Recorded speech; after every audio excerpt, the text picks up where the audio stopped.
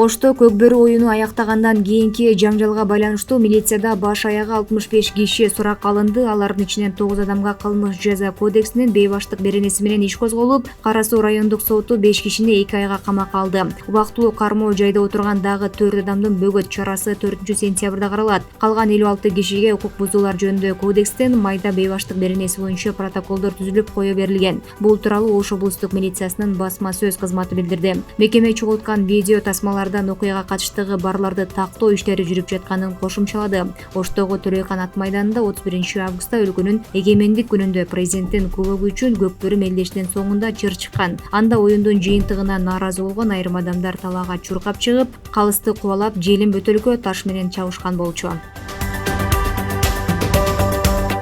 Чүйдө интернет-блогер Жумагулова кармалды. Ал Чүй облусунун ички иштер башкармалыгынын жол кыймылынын коопсуздугун камсыздоо башкы башкармалыгынын кызматкеринен 60 000 сом өлчөмүндө акча талап кылууга шектелүүдө. УКМКнын басма сөз кызматынан кабарлашкандай, Жумагулова Чүй облусунун Сокулук айылындагы мейманканалардын биринин аймагында кызматтык унаанын жүргөндүгү боюнча видеороликти таркатам деп коркутуп, инспектордон акча талап кылган. Бул факты боюнча кылмыш жаза кодексинин 208-беренеси менен кылмыш иши козголгон. Учурда тиешелүү ыкчам иш-чаралары жүргүзүлүүдө.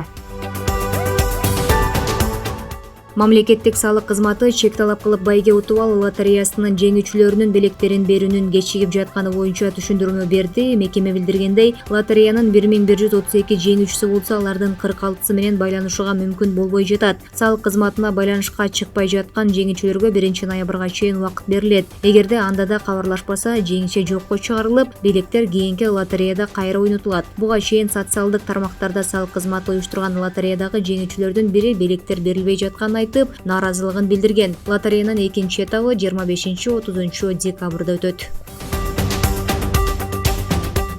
Кыргызгидромет борбору билдиргендей, 5-сентябрда Чүй, Ысык көл, Нарын облустарынын айрым жерлеринде, Ош облусунун тоо этектеринде жана тоолуу райондорунда жаан жаап күн күркүрөйт. Ош облусунун өрөөндөрүндө жана Талас, Жалал Абад, Баткен облустарында жаан-чачын болбойт. Батыштан соккон шамалдын ылдамдыгы секундасына 4-9 метрден, Ысык көл, Нарын облустарынын айрым жерлеринде 15-20 метрге жетет.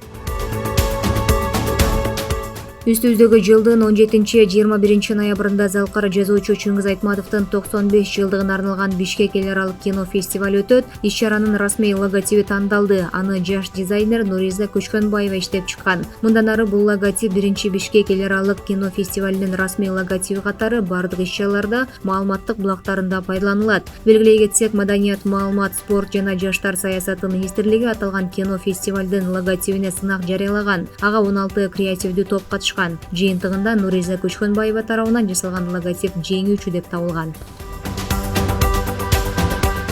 Чыңгыз Айтматов атындагы Бишкек лицейинин 11-классынан бүтүрүүчүсү Айдар Мундузбаев 35 эл аралык информатика олимпиадасында 2-чи орунду ээледи. Кыргызстандын тарыхында буга чейин информатика боюнча дүйнөлүк олимпиадада күмүш медаль болгон эмес. Билим берүү жана илим министрлигинен билдиргендей, олимпиада 2023 жылдын 28-августунан 4-сентябрга чейин Венгриянын Зегет шаарында өтүп, ага Кыргызстандан 4 окуучу катышты.